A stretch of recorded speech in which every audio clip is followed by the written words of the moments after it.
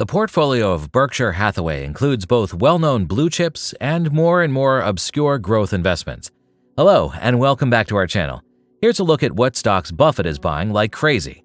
Watch this video till the end and we'll tell you about the bargainings done by Warren and his work on index funds.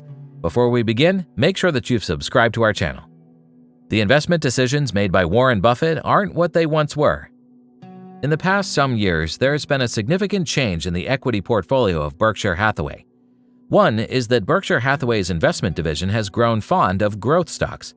Even though the portfolio's core still consists of traditional favorites like American Express and Coca-Cola, Buffett & Co. have developed a fondness for companies like Apple, Amazon.com, and even less well-known ones like Snowflake and New Holdings. In the third quarter of 2022, Berkshire Hathaway initiated a sizable interest in Taiwan Semiconductor, perhaps the most unexpected development. It's probably safe to say that few people expected Buffett to acquire a sizable stake in the biggest pure-play semiconductor foundry in the world. 10 years ago, Berkshire held Intel, but Buffett quickly sold the stock when it gave him a foul taste in his mouth. Let's say that he has never particularly preferred chip stocks. But Buffett's inclination to keep a highly concentrated portfolio is one thing that hasn't altered. 75% of the portfolio's worth comprises Berkshire Hathaway's top 5 holdings. The top 10 make up 87%. Buffett's attention has since shifted as a result of the COVID-19 pandemic, which significantly changed the investment environment, regardless of whether we take into consideration Berkshire's biggest bets or the dozens of stocks it keeps at the margins. At the beginning of 2020, Buffett had airline stocks, but he no longer does. Banks were among Buffett's top picks at the start of 2020, but Berkshire spent the previous 2 years or more evicting the majority of them. And Buffett used to be an ardent buyer of specific pharmaceutical brands. That seems like only yesterday. Today, the majority of those positions have been closed. Unstoppable Warren. The good part is that Buffett will continue to be bullish about stocks in 2022. The 9 months of the S&P 500 were its weakest in decades. Naturally, the best long-term investor in the world took advantage of the downturn to buy at continuing to be attractive prices. In fact, through the first half of 2022, Berkshire was a net purchaser of stocks to the tune of $45 billion, after being a net seller of stocks in 2021. More recently, Berkshire invested a net $3.6 billion in stocks during the third quarter that concluded on September 30th. Buffett and his associates initiated investments in 3 companies, increased Berkshire stakes in 4 others, decreased exposure to 5 businesses, and sold out of 1 position. United Parcel Service is still included in the share portfolio of Berkshire Hathaway after another quarter has passed.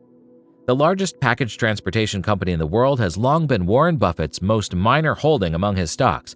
It is barely holding on, but it has done so for a long time, for the better part of 2 decades.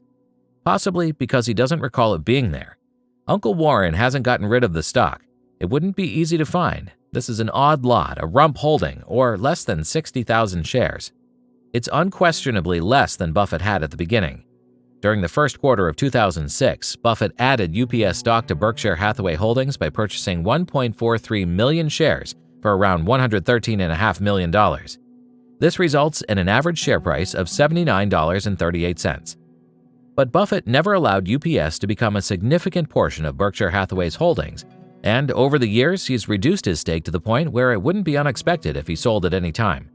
Additionally, he's kept a low profile on the stock. The crucial Warren Buffett archive at CNBC does not mention United Parcel Service.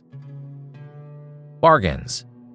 During some past years, Warren Buffett has significantly reduced his bets on the financial industry, but that doesn't mean he hasn't seen any bargainings done.